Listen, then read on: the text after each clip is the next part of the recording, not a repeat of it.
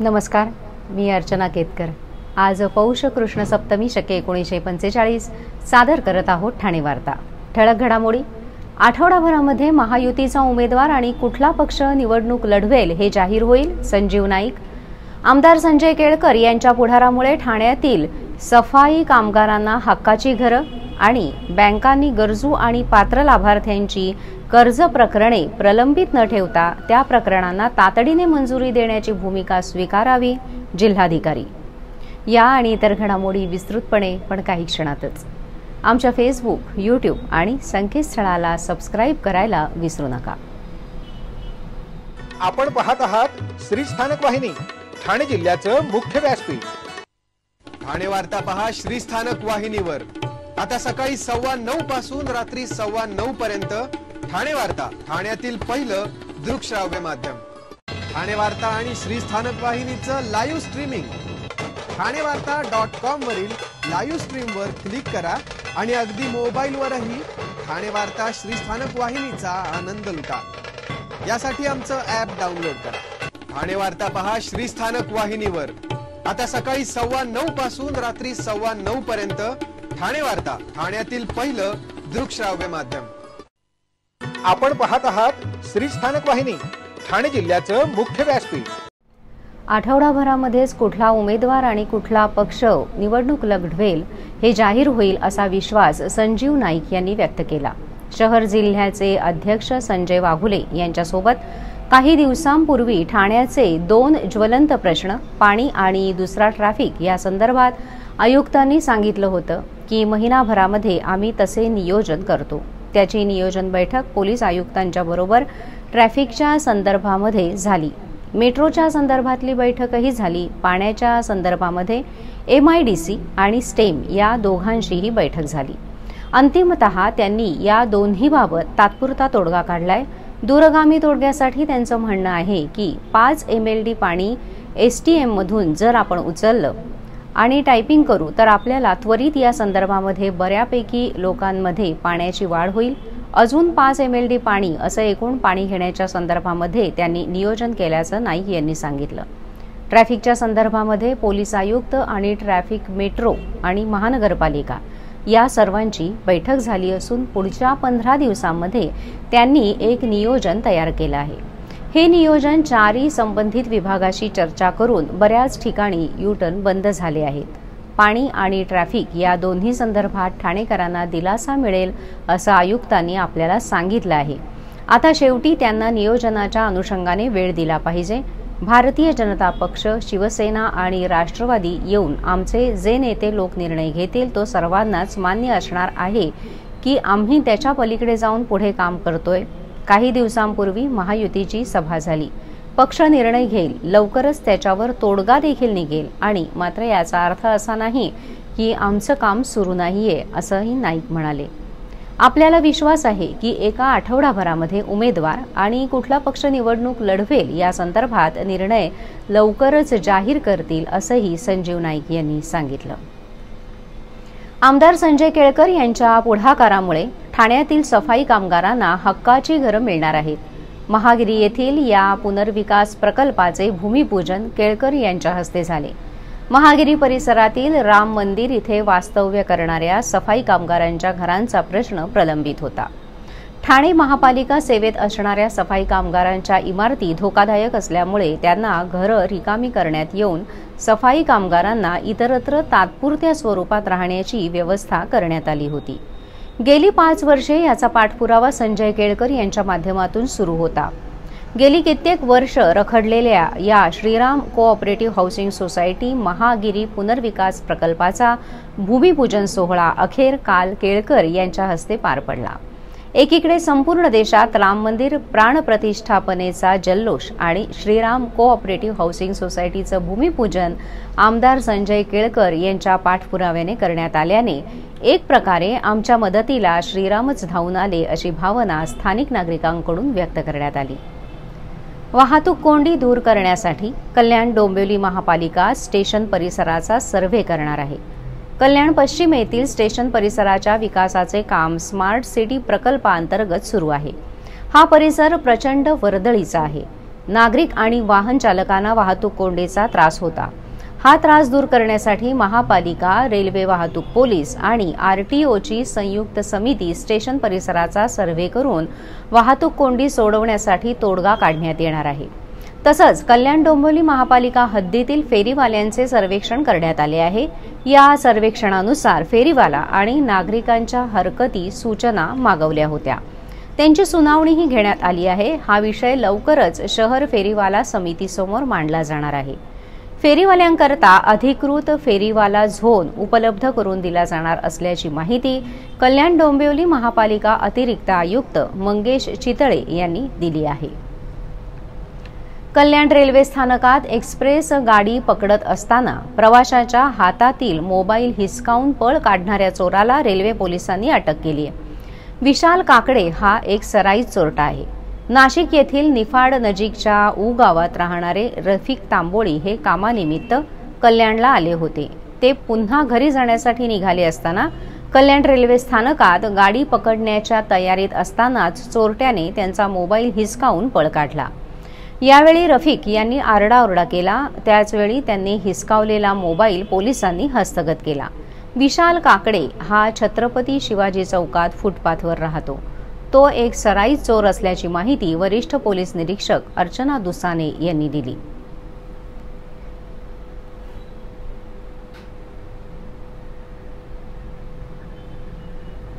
कालावधीमध्ये मालमत्ता करावरील 50% व्याज माफ। तरी सदर व्याज माफीच्या अभय योजनेचा ठाणेकर करदात्यांनी लाभ घ्यावा। महानगरपालिकेच्या कोणत्याही संकलन केंद्रावर कर भरण्याची सोय आहे। एटीएम, डेबिट, क्रेडिट कार्डद्वारे कर भरण्याची सुविधा उपलब्ध करून देण्यात आली आहे। सोमवार ते शनिवार या दरम्यान सकाळी 10:30 ते सायंकाळी 5 वाजेपर्यंत संकलन केंद्राची वेळ असून करदात्यांच्या सोयीसाठी रविवारी संकलन केंद्र सकाळी 10:30 ते दुपारी 1:30 वाजेपर्यंत सुरू ठेवण्यात येत आहे। यासोबतच ठाणे महानगरपालिकेच्या propertytax.thanecity.gov.in या संकेतस्थळावर ऑनलाईन पद्धतीने मालमत्ता कर भरण्याची सुविधा उपलब्ध करून देण्यात आली आहे। तसेच गुगल पे, फोन पे, पेटीएम आणि भीम ॲपद्वारे आपला कर सुलभतेने जमा करू शकता। ठाणे महापालिका क्षेत्रातील सर्व करदात्यांना विनंती आहे की आपण या व्याज माफी अभय योजनेचा जरूर लाभ घ्या आणि आपला मालमत्ता कर लवकरात लवकर महापालिकेमध्ये जमा करून महापालिकेस सहकार्य करा। धन्यवाद।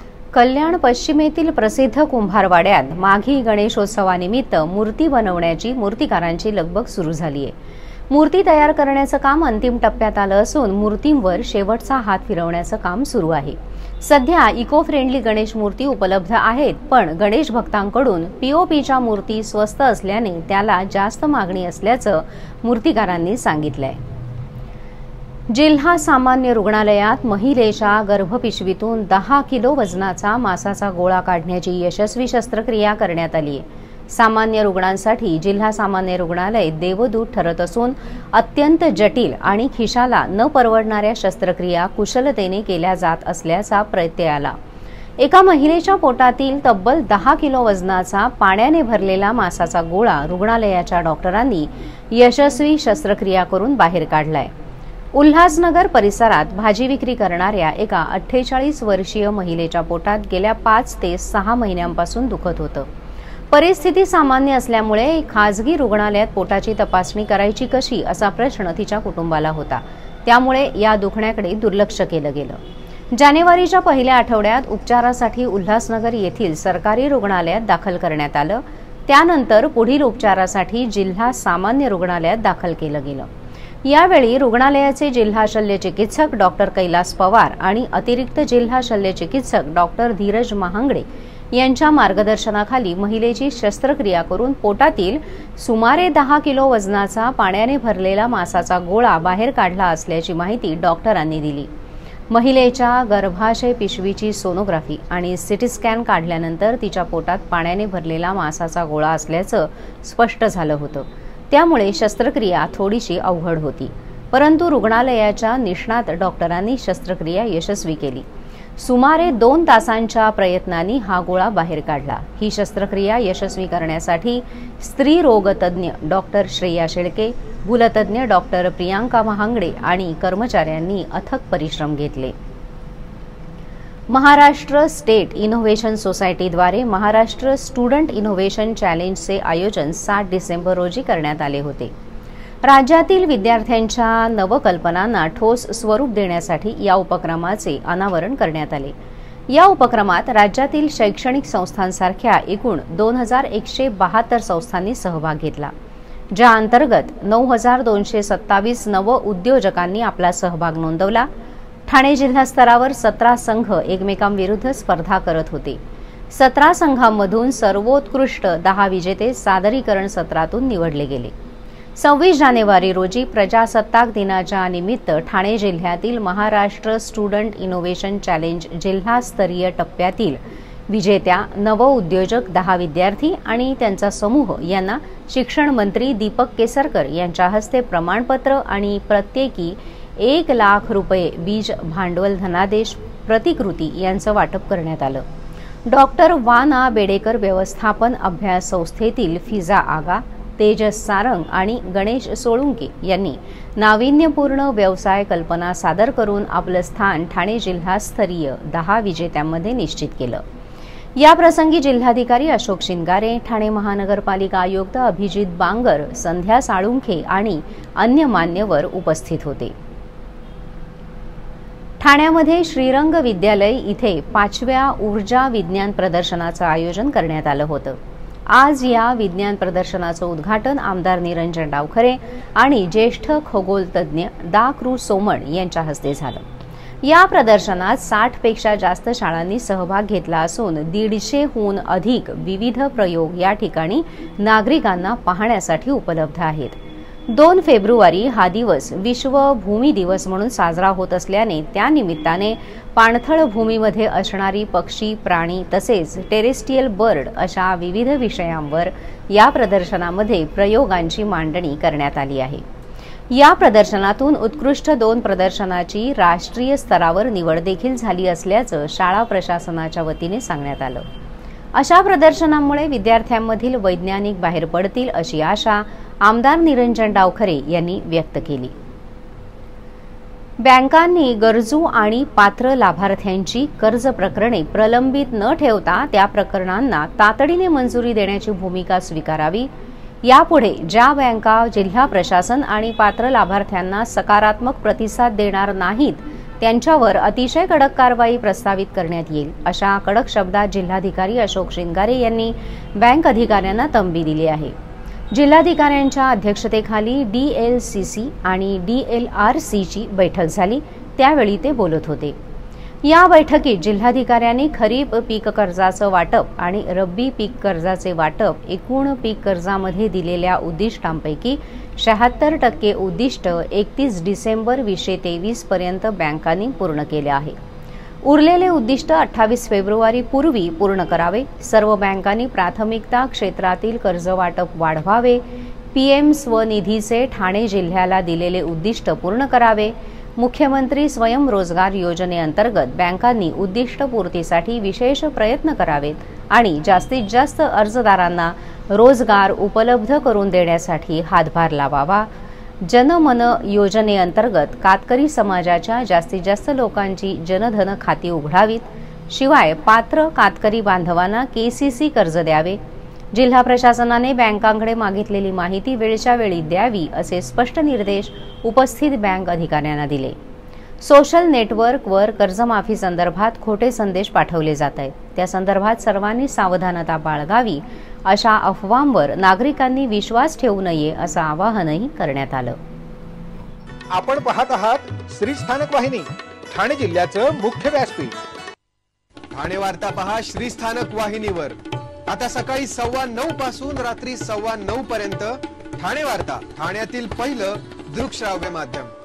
ठाणे वार्ता आणि श्री स्थानक वाहिनीचं लाईव्ह स्ट्रीमिंग ठाणेवार्ता.com वरील लाईव्ह स्ट्रीमवर क्लिक करा आणि अगदी मोबाईलवरही ठाणे वार्ता श्री स्थानक वाहिनीचा आनंद लुटा।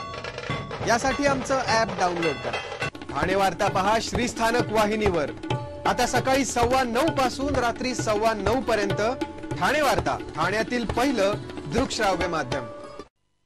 आपण पाहत आहात श्री स्थानक वाहिनी, ठाणे जिल्ह्याचं मुख्य व्यासपीठ. आपण आपले कार्यक्रम किंवा बातम्या आम्हाला thanevarta@gmail.com या आमच्या ईमेलवर कळवू शकता. ठळक घडामोडी शेवटी पुन्हा एकदा. आठवडाभरामध्ये महायुतीचा उमेदवार आणि कुठला पक्ष निवडणूक लढवेल हे जाहीर होईल. संजीव नाईक.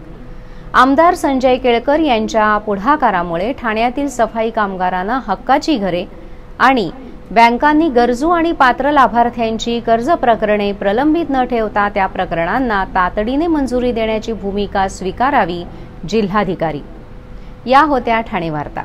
आपली एखादी बातमी बघायची राहून गेल्यास आपण आमच्या thanevarta.in या संकेतस्थळाला किंवा फेसबुक पेज तसंच यूट्यूब चॅनलला अवश्य भेट द्या. पुन्हा भेटूया पुढील बातमीपत्रात फक्त श्री स्थानक वाहिनीवर. धन्यवाद.